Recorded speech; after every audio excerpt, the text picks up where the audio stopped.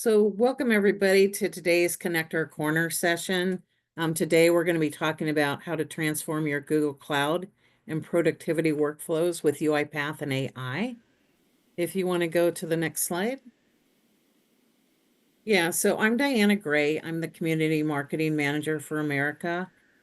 So we are recording this session. I will put in chat where it will be available tomorrow. And we always want you to feel free to participate in these meetings. So after today's session, if you have any other topics you'd like to hear about, please put them in the chat or reach out to me. And then just a URL where you can find out more university events or community events here is at community.uipath.com. So with that, if you want to go to the next slide. So I'd just like to talk a little bit about today's team. We have Lynette York, who's the Director of Technology for the Technology Alliances team. We have Nelson Wang, who's a Senior Sales Engineer, and Christina, who's a Technology Alliances Manager. So I'm going to turn it over to Lynette. Thanks, Diana. Hi, everyone. Again, my name is Lynette York. I am a Director of Technology Alliances here at UiPath, and I manage the global relationship with Google. So I'm very, very happy to see all of you here today. And I'm here just to give a quick intro into the partnership with Google and why it should matter to you. So about a year ago, we deepened our partnership with Google, really to create new opportunities for our customers to streamline processes with Google's generative AI capabilities and with UiPath automation. And so we invested in a number of new integrations and capabilities to really take advantage of the new advances that Google has made with their LLMs, and to streamline automations around Workspace and Google Cloud Platform. So I'm not going to steal any of Nigel's thunder, Nigel. So I will just point our attendees today to the new white paper that you can see there on the screen. There's a QR code. If you scan that, it'll take you to a place where you can download it. I think this white paper does a really good job of summarizing the benefits of the partnership. And it also does a good job of just highlighting all the current joint capabilities that we and Google have. And then in addition to our investments in integration, I think another a great partner advancement that we have with Google is that we have launched our own presence in the Google Cloud Marketplace. We have deployment templates there that will help you streamline your robot deployments and your automation suite deployments on GCP. And if you are looking to potentially utilize Google commitment that your company might have to purchase UiPath products, you can do that.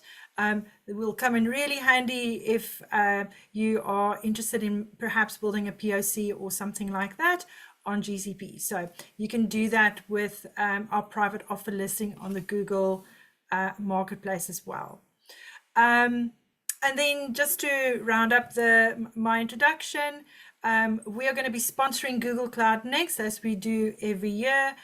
We will be there in April. I will be there in Las Vegas. And if any of you are attending, please reach out to me. I'll be happy to connect with our community and with you all at the conference. So just connect with me on LinkedIn and happy to meet up with you.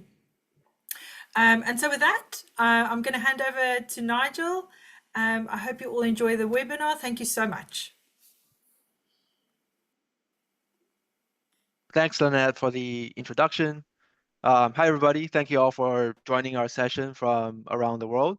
We really appreciate you all for spending the extra hour with us during your busy days, especially for those of you who are joining from APAC regions. I know it's late in your days, So really do appreciate the interest and support, and we'll do everything we could to orient this session as valuable as possible. A little bit about myself. My name is Nelson, and I'm a senior solution engineer with UiPath. I'm based out of Texas, and I've been with the company for over 3 years now. In terms of the types of projects I support, I primarily focus on our high-tech customers on the West Coast, including Google themselves. And my job is to understand their business needs and pain points, and come up with the best UiPath solution that could help them drive optimization, efficiency, and cost savings in their business processes. And by the way, this is my LinkedIn profile, so feel free to connect with me anytime. Happy to discuss any interesting topics or use cases that you might have. Okay, so in terms of what we're going to cover today, there's mainly 4 things on the agenda. Lynette already gave a short introduction to the UiPath and Google strategic partnership, highlighting the collaboration and evolution over the past few years. We'll also kind of explore the various integrations to Google Cloud UiPath developers can build, focusing on both Google's latest LLM capabilities and also more traditional use cases like managing Google Workspace and G Suite as well. And we'll talk through these through demos and workflow skeletons, of course, and finally wrap up the session with a Q&A. So feel free to unmute yourself or drop your questions or comments in the Q&A in the chat box in the Zoom channel as well. So let me jump right in and start talking about UiPath's partnership with Google from a more technical perspective. First of all, it's worth mentioning the partnership is a two-way street, meaning UiPath has pre-built activities and connectors to various Google Cloud resources. And at the same time, from Google's perspective, you could actually download UiPath Automation Suite from Google Cloud Marketplace and kickstart on some of the kickstart on utilizing some of the UiPath capabilities there as well. From a UiPath developer perspective, we're going to kind of focus on the UiPath integrations with Google Cloud today, but just wanted to kind of point out what the broader strategic partnership looks like first. So when we look into some of the key integrations available today, there are mainly 3 different types: Google Workspace activities, GCP activities, and Vertex AI connector. Now, the main theme for all these different integrations is we want to help users streamline the development experience and enhance their productivity when trying to build Google-related automations, right? Now, these 3 sort of different areas have been highly demanded over the years from our developer community. So our technology alliance team prioritized on them a few years ago, and so that when you actually build other similar Google related use cases, you don't have to reinvent the wheel, right? You could just leverage these native pre-built integrations and kickstart your workflows, which saves tremendous amount of time and effort. Just a bit, diving a bit deeper into each one of these. The first one is Google Workspace activities, right? These are all kind of centered around accelerating the development of use cases around G Suite, so including Gmail, Google Drive, Google Sheets, and Google Calendar. You can think about use cases such as sending emails, managing files, updating spreadsheets, and scheduling events. The next bucket of use cases revolves around managing GCP resources. Now, this category sort of extends the UiPath automation capabilities to core Google Cloud services. Developers can, automate IAM, infrastructure management, interact with storage buckets, for example, managing VMs in Compute Engine, and work with databases in BigQuery as well. So these integrations are kind of crucial for more for streamlining IT operations, also optimizing data workflows, and enhancing cloud resource management in general. And then the final category is around the new Gen AI capabilities, specifically Vertex AI connector. Now, Vertex is more of a machine learning platform. So with this integration, developers can kind of connect UiPath workflows to Google's AI models like Gemini, right? Or any other model that is kind of being hosted or being utilized on Vertex. By leveraging this integration, we could actually bring more Gen AI based capabilities into your automation workflows, right? For example, think about use cases like text summarization, right? Text analysis, and text completion from a script, a conversation, or any other text data. Now, for those of you who are kind of already familiar with UiPath already, in this diagram you can see UiPath Orchestrator, which sits in the middle. So this is our management layer, which you can kind of control the resources, robots, users, machines, schedules, right, triggers, and everything related to your automation program. And then within the orchestrator itself, you can then kick off robots to execute on the automation workflows you've built. So no matter if it's API automation, UI automation, intelligent document processing, or other customized AI use cases as well. So holistically, by kind of using these different key Google integrations, we can then incorporate these different types of Google related sub processes into your UiPath existing workflows efficiently, for a more complete end-to-end use case.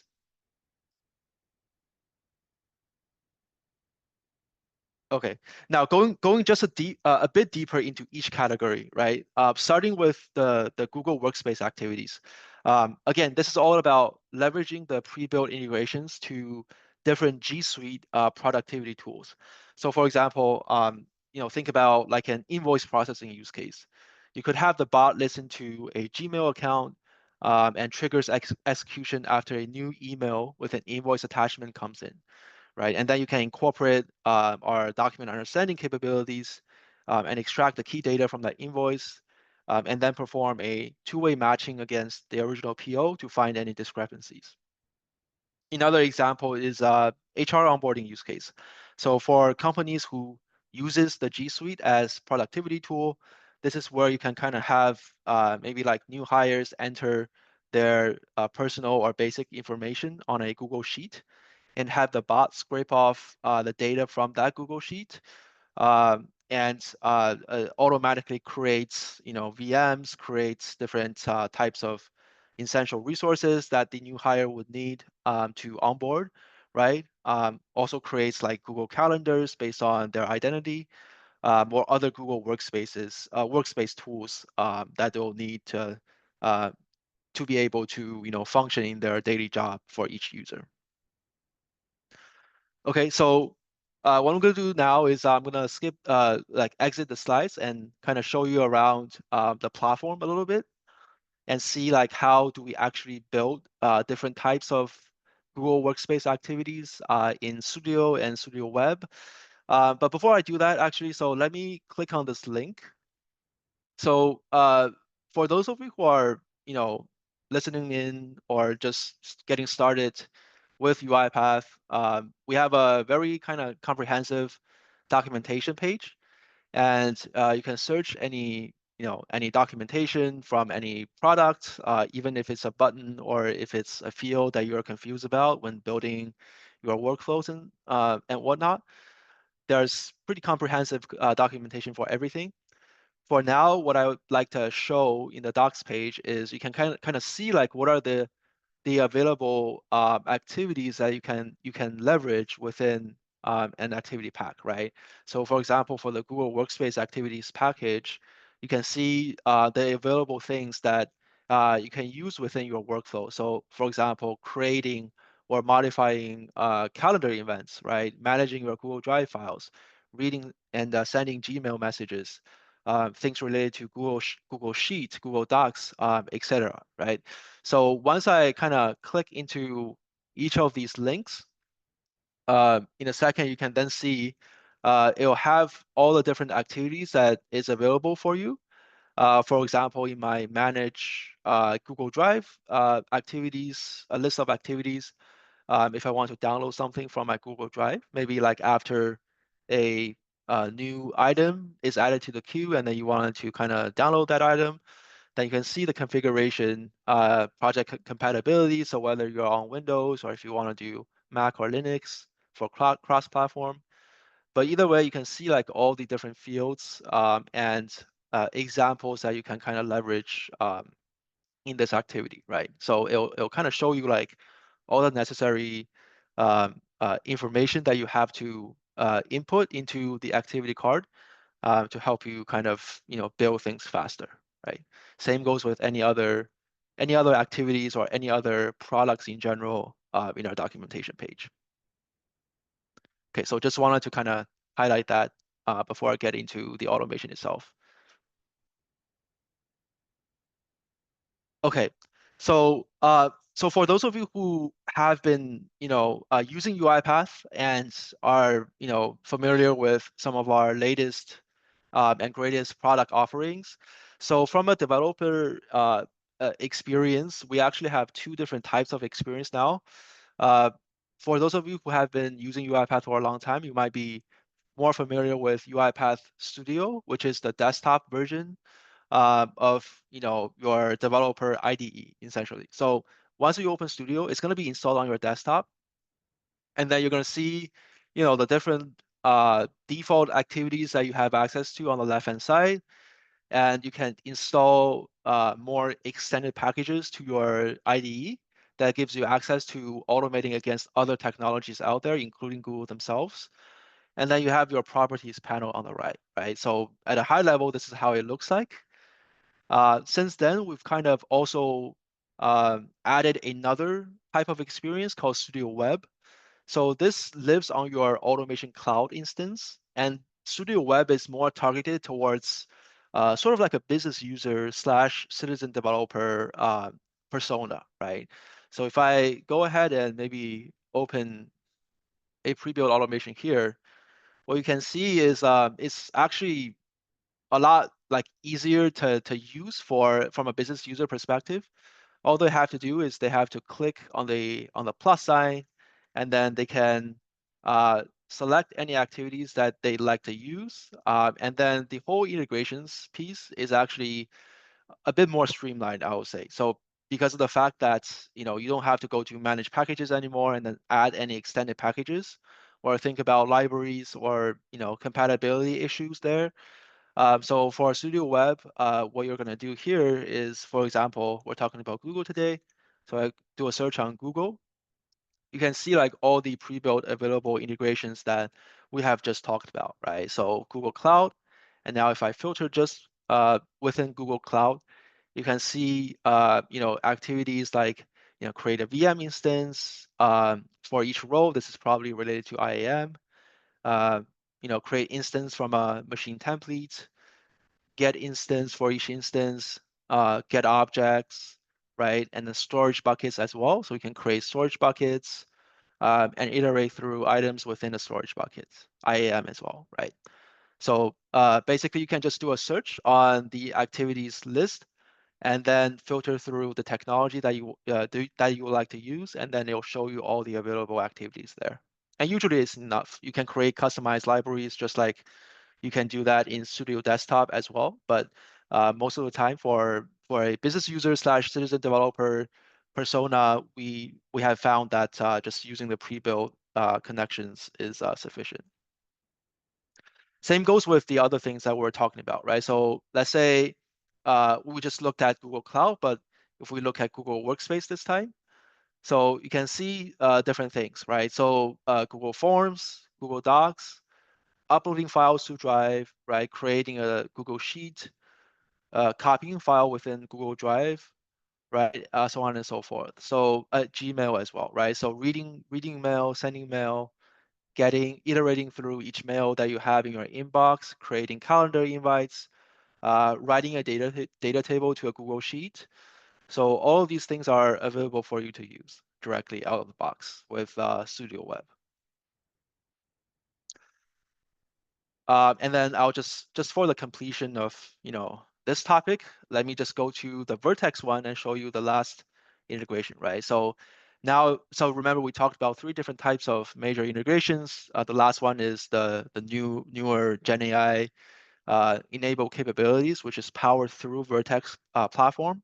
So the way that we kind of again, the way that we kind of structure the integration is we can have you can call it an HTTP request to Vertex, and then you can kind of leverage any models that is hosted on Vertex, right? Like Gemini is by default, so you can see like we actually have text completion activity using Gemini out of the box.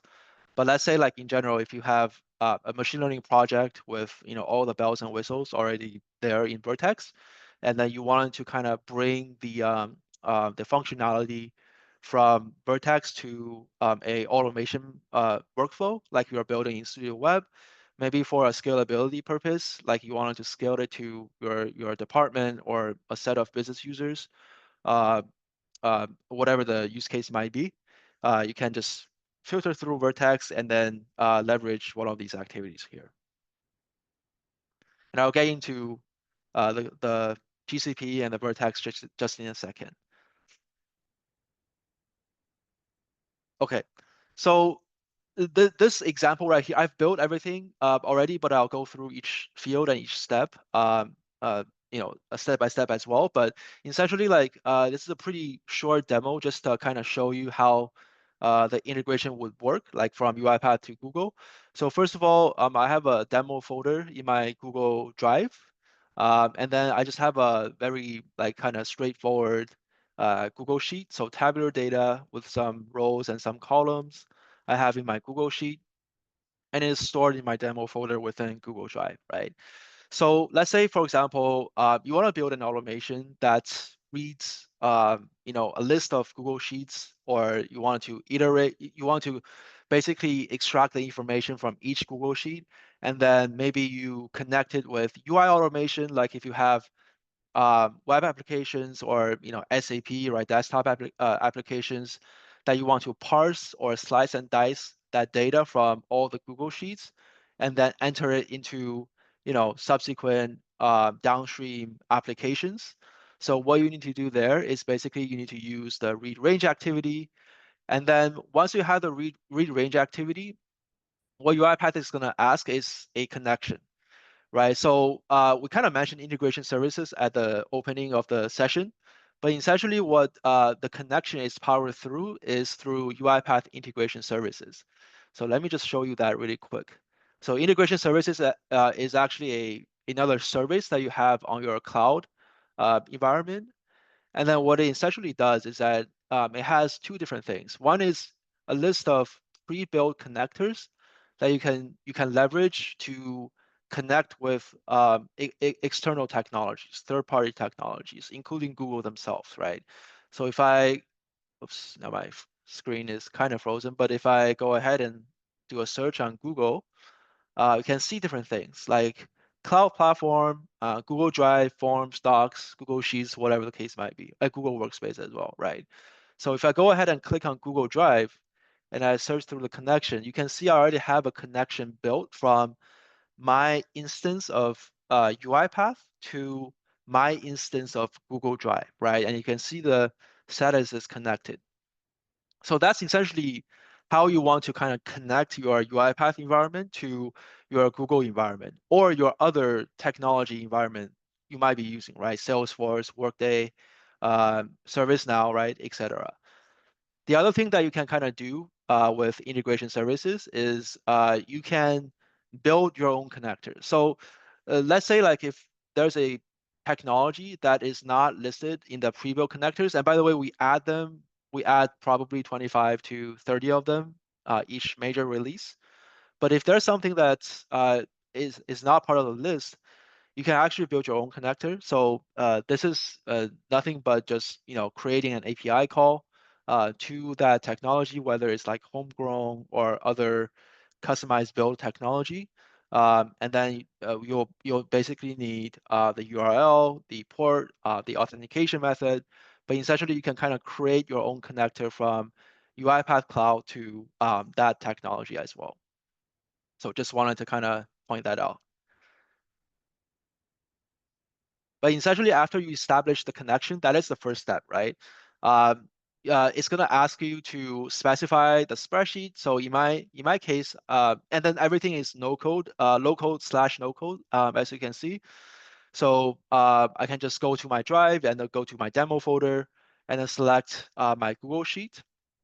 Now, if you have multiple Google Sheets that you want to iterate and download or read range for each of them, you can also use a for loop, right? You can use a for each sheet in Google Drive, and then you just read range for each one of them, or you download each file within that for loop. So, and I'll show you just in the next activity in a second. It's also going to ask for your range if it has headers. So if you have headers like my Google Sheet, this one does, it won't take the first row into consideration. If you select no, then it'll take the first row into consideration, right? Basically index 0. So pretty easy to understand there. You can configure some additional properties as well. So one of the key things that no matter if you're using desktop version of Studio or Studio Web on the cloud, one of the things that you have to remember is usually after you build especially a for loop or read range from Excel, or a data table operation in general, like make sure to hit the show additional properties panel, because most of the time you're probably gonna need the output variable, the output to be stored in a variable, right? So in my case, I've stored the information on the Google Sheet to a data table variable. So you can see here in my variables panel, it's scoped in my main scope, and then it's a data table type variable, meaning that I'm scraping all the information from an Excel tabular data form to a data table variable, which I can then slice and dice using UiPath data table activities, right? So an example of slicing and dicing, this is just a very simple example, but you can see I'm doing for each row in data table, and then the variable itself is data table, which is the output from the Google Sheet. And then item name is basically index if you're using other programming languages out there, right? The little lowercase I. So, and then you can also add another index, which which basically is just an integer, and you can get more control from a development perspective. But usually, like with UiPath, one of the cool things for a developer to use is within a for loop, depending on so first of all, we have different types of for loop, right? So I'm iterating through each row within a data table, but let's say like if you're downloading files from Google Drive, there's another type of for loop that does that, right? So the item, that each item you download or each row that you iterate through is already configured for you. So this current row is actually a variable that serves as an index, but it's actually pointing to each row of the data table, which makes your data table operations just a little bit easier than having to kind of think about like how do you combine the index or do like algorithms or other types of data calculations there. So it just makes your life a bit easier. And of course, like when I iterate through each row of the data table, that's when you can kind of do anything you like, right? You can slice through the columns of the data table, and then you can point into different cells, right? I've seen a lot of use cases where we've built like if there's a null, right, within a cell, then you do a set of actions. Maybe you send an email back to a supplier, right? You can do all of that. So just add a if else statement, conditional block there. In my case, I just logged the last column, which says invoice amount for each row. So the way that we kind of do that is basically with Studio Web, there's two different ways, right? One is you can kind of just use the pre-built, no code method, right? Like you see on the range here, I can go, sorry, on the Google spreadsheet here, I can go ahead and just click and select different things, right? I don't have to code anything. However, sometimes it might, like you're all developers out there, so sometimes it might be easier for you to actually write just a little bit of code. So we do actually have that option as well. So if you go ahead and just open expression editor, so this is just a very simple example, right? So I'm logging a message into my console and I'm saying the invoice amount of each row, right? So the way that I do that is I can put a string and then plus current row, which is the row index. And then I'm putting, the index, right? It's zero index, so zero means column one means column two, right? So on and so forth, and then toString. That's it.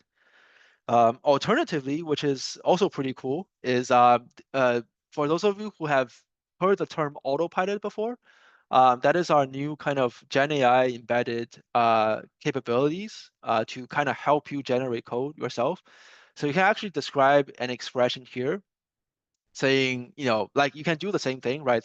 You can say, I want to write a string that's logs the second column of my index, and then you hit this button, it will actually try to generate the full expression for you in the expression editor. So it kind of makes things a bit more easier in that in a development sense.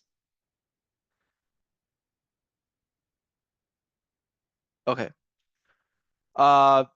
So now that I have this workflow, I'll just test run this. But one thing to note is nowadays with Studio Web, we've kind of added a lot of new capabilities into Studio Web itself. So you can either test on cloud or either test on your local machine.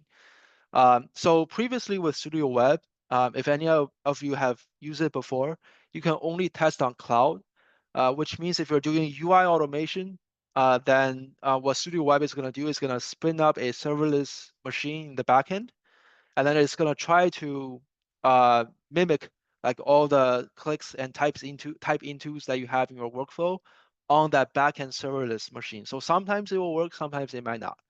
So just wanted to kind of point this out really quick. If you ever do UI automation, like clicking or typing into, like if you have this, parse data and you wanted to kind of send it to a web application, always make sure to do it on your local machine. So if you select local machine, what it will do is that it will open your UiPath Assistant. Like you have to connect your UiPath Assistant to the cloud environment, and then it will actually run the automation on your assistant. So your UI automation actually runs on the applications that you installed on your local machine, which now makes sense. However, if you're just doing API automation, or like what I'm doing here, it's just basically it's an API connection at the end of the day to my Google Drive and my Google Sheet.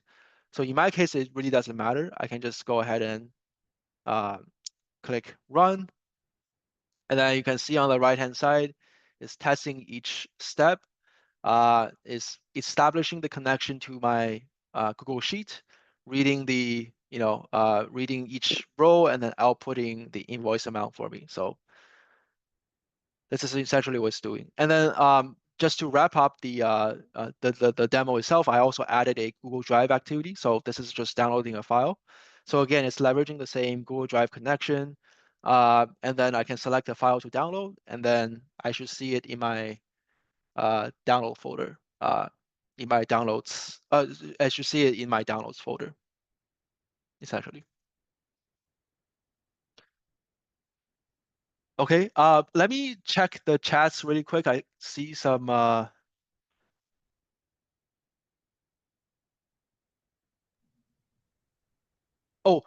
let me take a pause. Are there any questions I can answer so far? Yeah, and feel free to take yourself off mute if you'd like to Yes. ask.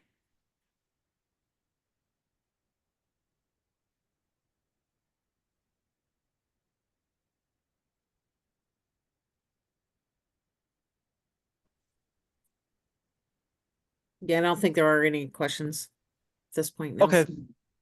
awesome.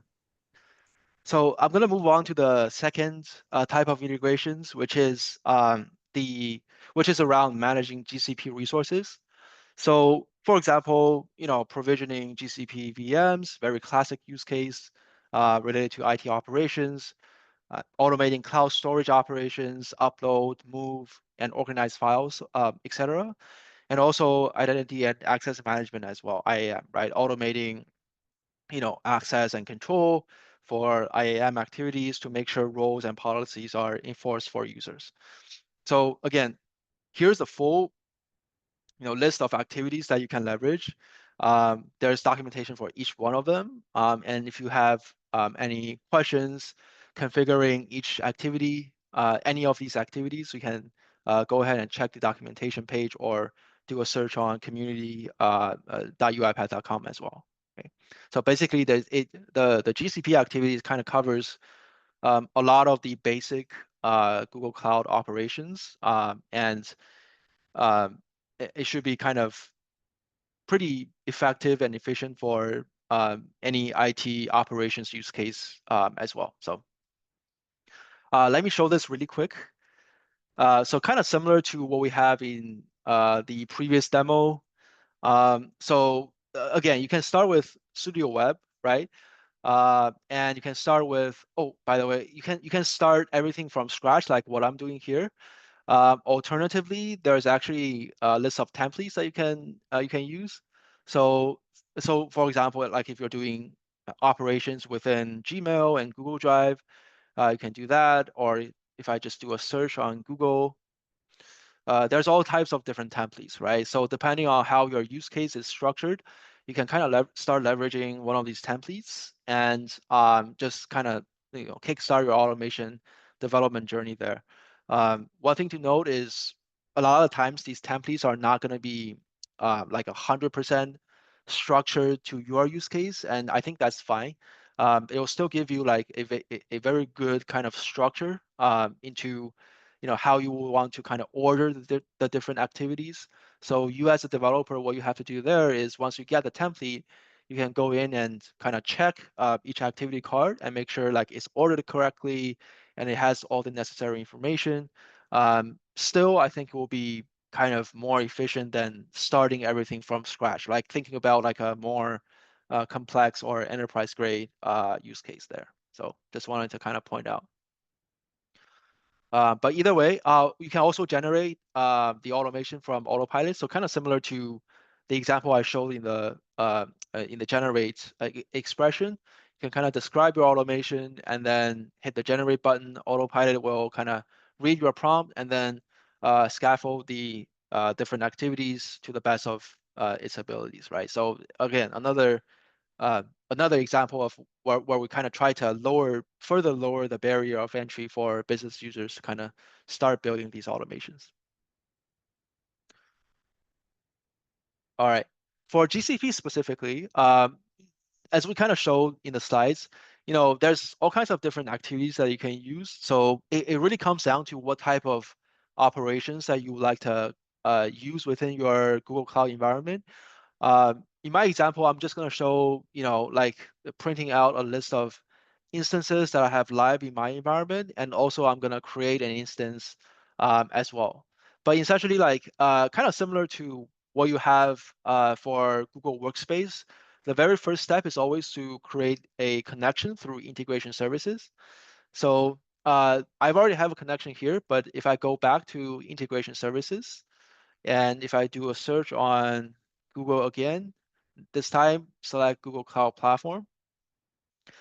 And then you can see the connection is here, right? So basically when you establish the connection for the first time, it's going to ask for your like a secret key and then your username as well on the Google Cloud side. So just make sure that you have all of that information downloaded from Google Cloud's IAM, I believe. And then your user roles, it should download like a JSON file that has all the access information that you'll need to kind of establish the connection there. But nothing is, too complicated in that operation, I would say. Like it probably will take some trial and error, but you should be able to kind of establish the integration there.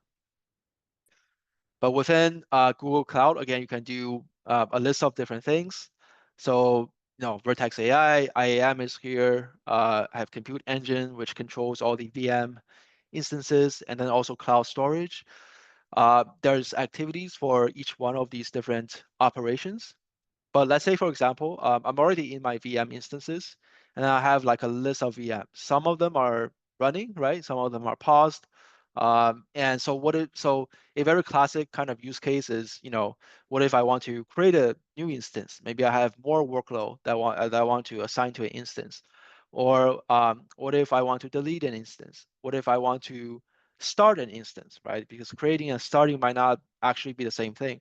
So all these different operations that you can do within Google Cloud you can automate it with UiPath as well, right?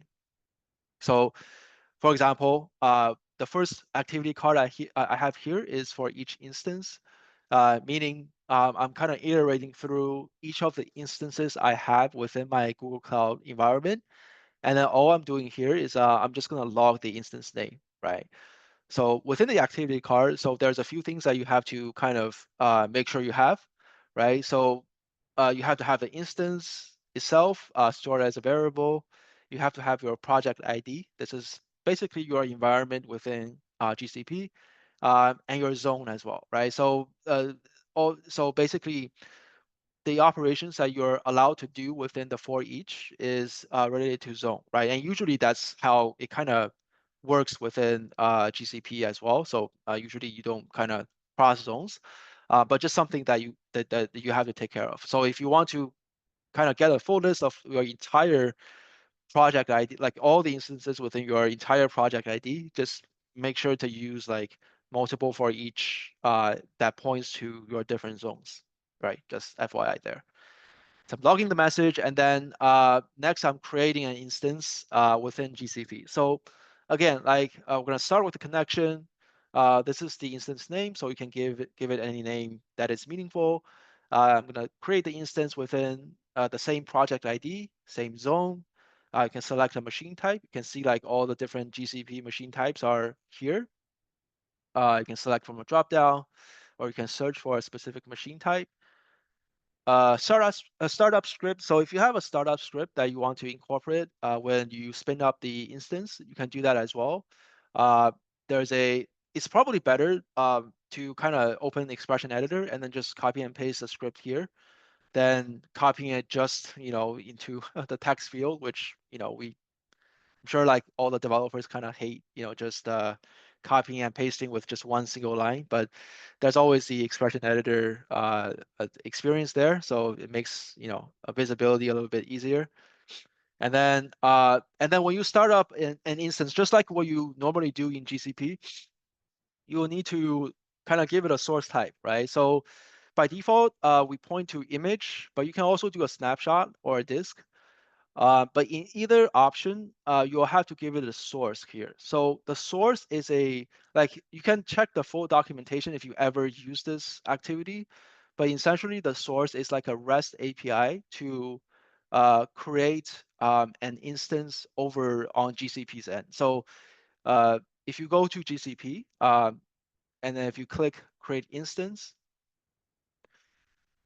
there's usually like there's a lot of different information that you have to provide, but there's also like like if you don't want to use the GCP GUI, you can also do this like through API or through code. So the source that UiPath needs is essentially the REST code for creating a GCP instance here, right? So you just have to kind of copy the URL and then the source name to UiPath, because what UiPath is kind of doing in the backend when you run this activity is it's gonna look into all of these different information, the zones, the machine types, and everything that you want to create uh, as the instance, and then it's gonna send all of that information using the source, right? So it's leveraging this this REST call to your connection within GCP, and then that gets the machine instance up and running, right? So that's like a backend way that UiPath actually uses to help you manage these instances. Same goes with delete, or same goes with other types of instance operations that you might encounter while using GCP. So just wanted to point it out there. Same goes with the previous demo. So you can either test on cloud or test on local machine. For this use case, it doesn't matter because everything we have is in the backend, like it's calling APIs and stuff. So there's no UI automation in the front end. However, if you ever do UI automation, just remember to switch to test from local machine, and then that gets your assistant spinning, and then you can actually see the UI automation running on your screen rather than running on a serverless backend machine that you cannot see. So right here, I'm just logging the instance name that I have live in my environment, so you can see the instance name being printed. that means the connection is successful. So it's a good way to kind of test your connection as well there. And then it's trying to create the instance. Now it says it's successful. So which means if I go back to my Google Cloud environment, and then if I go back one step in my project, you can see I've created a new VM called Nelson right here. And it has the internal, external IP. You can SSH into from your terminal as well. So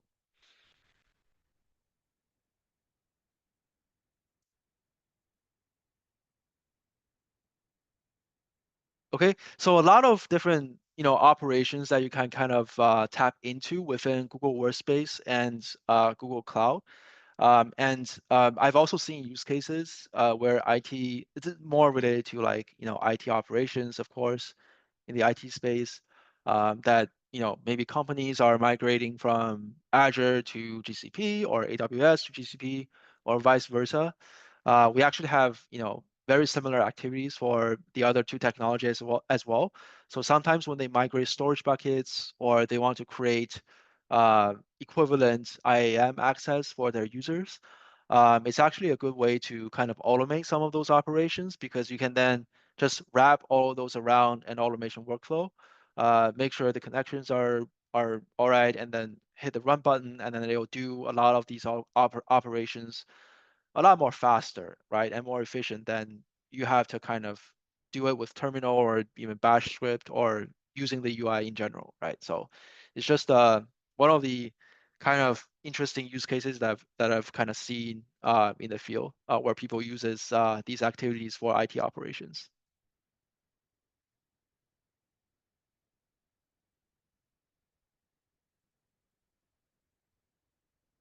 Okay. I don't know if these slides will be distributed after the session, but if they are, I've also have just exactly the same demo, almost exactly the same demo kind of included as a video. So if you are interested, you can kind of check out more for GCP. But moving on to the last one, right? So Vertex. This is the final integration we're going to be talking about. Now, Vertex is, again, like it's more of a machine learning platform, right? Where you can kind of host different types of models on there. And what the UiPath Vertex integration allows you to do is to bring the functionalities of those models you have in Vertex to your automation use case in UiPath, right? So therefore, you almost get the best of both worlds, so to speak.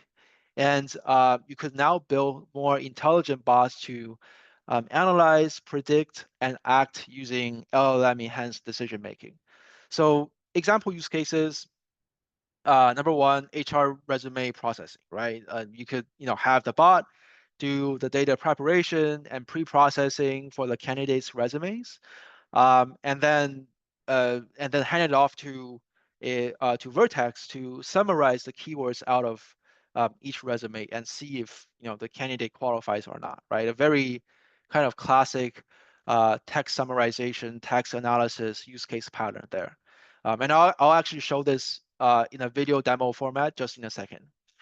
The other example could be something like a classic conversational AI chatbot, right? So using a model like Gemini, the bot can automate customer inquiries, generate responses, and routes those queries to different stakeholders as well, right? In a very intelligent way. So instead of you having to kind of pre-program the robot to incorporate all the different exception handling routes in a use case, Gemini or these LLMs can actually take care of a lot of the more intelligent decision making there, and then can capture more of the nuances within an end-to-end process, right? So that makes your like our development effort into building an end-to-end use case a lot easier than before, right? And another example I can kind of give you, and this is more kind of related to some of the newer uh, capabilities that we're rolling out in UiPath as well, agentic automation. But essentially, like with integrating with some of these LLMs like Gemini, or if you're using anything else on Vertex, and bringing into your automation workflow. So instead of you having to, like as a RPA developer, instead of you having to kind of like, build a process diagram for each of the edge cases that you might have, right? So think about like invoices, right? There might be tons of different formats that you have to kind of go through. And then each vendor might have different components, or they do things differently.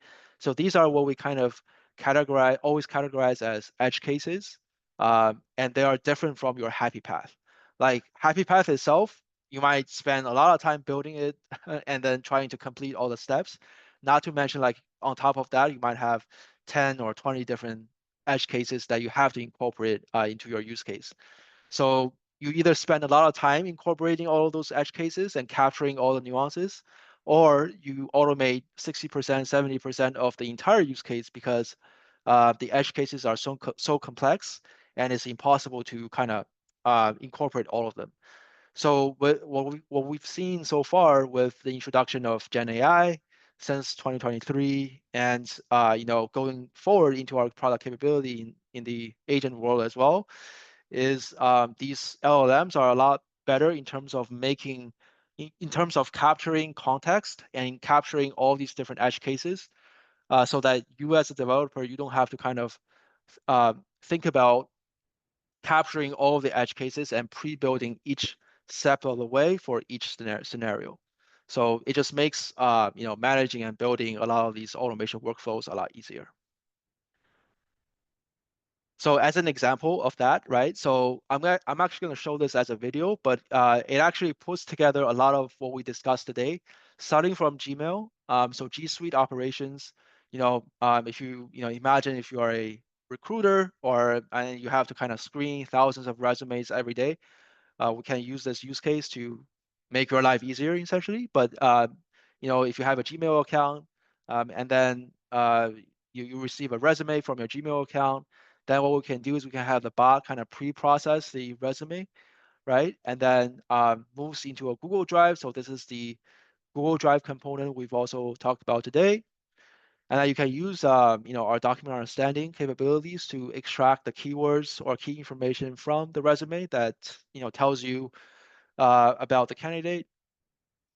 And then what you can do there is you can send all the extracted information to Vertex, and then depending on what model you're using there, any model actually, the keywords from the resume can then be summarized, and it can tell you like analytics about this candidate, right? Like does he or she fit into the job or not based on the analysis that the model has done. And then, of course, we can send that output information back to the user and add them as tags. Again, upload the output information to Google Drive. And then the recruiter can kind of then do more background check or look into the summary and make an informed decision of whether the candidate actually fits into the job itself, right? So kind of straightforward process here, but it ties different Google perspectives we've talked about today into an end-to-end workflow. So let me just go ahead and mute the sound and play this video for you. Right. So again, you can see this is Gmail operations, but you can do a lot of different Google Workspace activities within Studio or Studio Web. In our case, we're going to be monitoring an email. So you can see this says when new email arrives with resume. So we're establishing the connection and then using this connection as a trigger. So once a new email comes into my inbox, and you can do subfolders as well. So maybe a subfolder of my inbox that starts this automation, right? So more like an unattended sort of execution there. Jump ahead just a little bit. So you can see there's a bunch of different activities like extracting the PDF resume. And then the meat of it is actually just, sending the keywords to Gemini, right? So we call it summarized resume, but essentially same as any other Google activities out there, you'll need to establish a connection to Vertex, and then you'll select a model. So in our case, it's Gemini Pro. And then the way that we kind of prompt to the model is obviously we don't want to hard code anything because each resume is going to be looking differently. Instead, what you can do is you can kind of give it a prompt, and then for the key kind of fields there from the extracted from the resume, you can insert it as variables, right? So position title, industry, PDF extract, right? PDF extract is basically the extraction of keywords from the document understanding process. So you can see here, I can also kind of build an app. This is just a front-end user interface that kind of powers all the automations and the operations that I have in my environment. But essentially, let me just fast forward a little bit. When you run this, you can see, first of all, I receive a new resume in my inbox. And again, this kind of just directly triggers the automation to run in the backend. So it's already running in the backend, but essentially, like in the backend, what it's doing is looking into this resume using an OCR engine, right? And then using document understanding to extract the key information from the resume. And then once it's processed, I have this user interface for the HR recruiter to directly interface, and then I can either look into the summary here, review that, and then make an action, right? Whether it's like I want to go on to the next candidate, or if this guy looks very fit into my into my role, into the job I'm trying to recruit, then I can initiate background checks, or I can do more validation about this candidate after the summary. But essentially, like it makes the recruiter's job a lot easier, right? Because of the automation plus generative AI capabilities that we can kind of introduce into this process itself. Okay, so as a last step, so we enter some notes, click the submit button, and then a UI automation kind of pops up and then enters all the information into a form, right? So these are all kind of things that you can power through the app. Same goes with the review notes. Like we can put some notes here, and then once they click save, this goes into you can power it through a UI automation, or you can kind of just like you can do an API automation in the backend as well. So if you have like Workday or another system as the backend application, we can send that data using the API and then send it to your application database. So just wanted to kind of show you the end-to-end flow, kind of piecing all the things that we have touched upon in this session together into a demo. So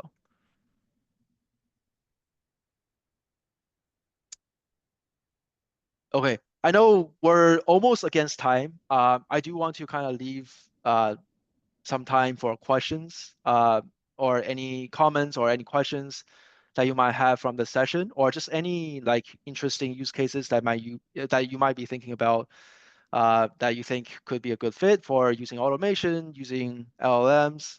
I'm happy to kind of discuss that a bit further with you.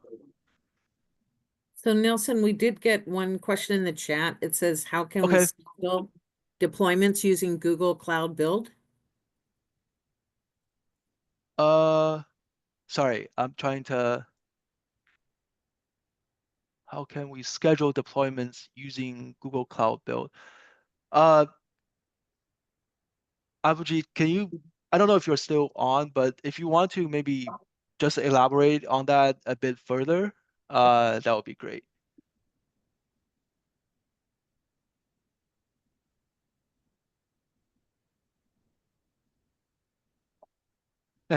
Sanjay's comment. Now we know how our resumes are shortlisted. Yeah. Yeah. So maybe let me take a stab at Abhijeet's question, right? So scheduled deployments. I'm not sure if you're referring to scheduling from UiPath side or from GCP side. Uh, I can speak to UiPath side a bit more because so with UiPath, there's two ways that you can kind of run these, right? One is through attended, meaning like all the demos I've shown today is attended, right? So I click the run button and then the automation runs on my local machine. The other way that you can do it, you can schedule these automations to run. So in a real world scenario, right, all the activities that I've shown today is likely going to be scheduled, right, from an IT operation use case perspective, because because a lot of times, like what you are going to do, like when you spin up instances or when you create VMs in a GCP environment, you do it in batches, right? Like most of the time, that's what you're going to do. So what you can do there is you can still build the automation, and then you can schedule these automations to run at a certain time of the day or a certain day of the week, or a certain week of the month, right? Like whatever, like you can get really granular with like cron expressions and whatnot. So what that allows you to do is it allows you to kind of schedule these instances to be started, for example, or if you have like a new batch of employees coming, and then you have to provision G Suite productivity tools for each one of them. That allows you to kind of do all those operations in batches instead of you having to kind of go into your local machine and then click run every single time, right? Ad hoc. So that doesn't make sense from an enterprise use case perspective. So what I've seen a lot of the times is that we use unattended execution, what we call unattended. It's just meaning that you either schedule the automations to run or you trigger the automations to run as well. So the last demo video, we showed the HR screening process. That was a trigger example because the automation runs after you receive an email, right, into your inbox. So, and that triggers all the downstream actions one by one in that order to execute. So it's just different things that you can kind of consider there. Great. Yeah, this is Tracy Dixon. I do have a question. I know Yeah. as a Google Photos user, my Google Photos are in a constant mess, and I'd love to organize them better. Do you have any activities or what type of functionality, if so, related to Google Photos management? I don't think so off of the top of my head, but you can do a quick search on the documentation page and just search Google Photos UiPath on Google as well. Like either way would work. If there's any pre-built activities, there will be a documentation page for those activities for sure. Okay. Yeah.